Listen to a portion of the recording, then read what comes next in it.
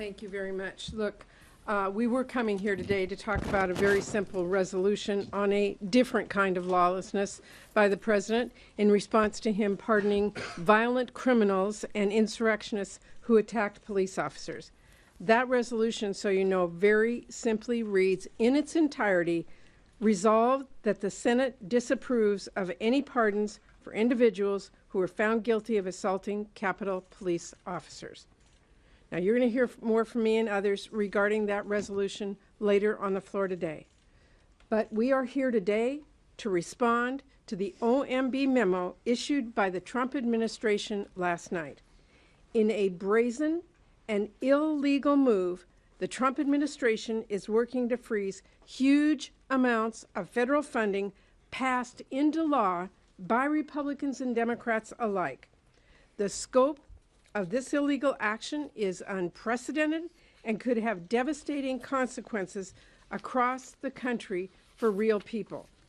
We could see a screeching halt to resources for childcare, cancer research, housing, police officers, opioid addiction treatment, rebuilding roads and bridges, and even disaster relief efforts. He was just in California to witness the devastation, and now he is holding back that aid. Trump's actions would wreak havoc in red and blue communities everywhere. This is funding that communities are expecting, and this memo is creating chaos and confusion about whether these resources will be available to them. Entire budgets and payrolls across the country are carefully hinging on these resources. We are talking about our small towns, our cities, our school districts, our universities, and a lot more. Will local Head Start facilities get their funding?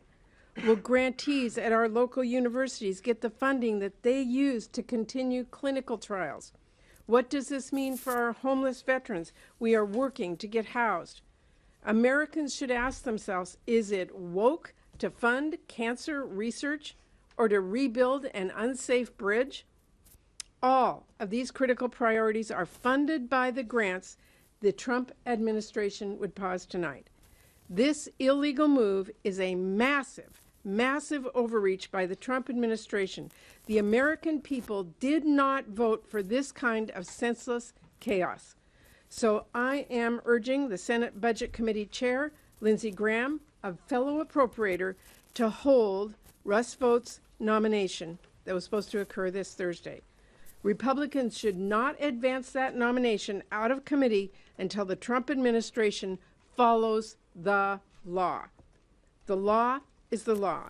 The Trump administration must immediately reverse course, follow the requirements of that law, and make sure that the nation's spending laws are implemented as Congress intended. Senator Merkley.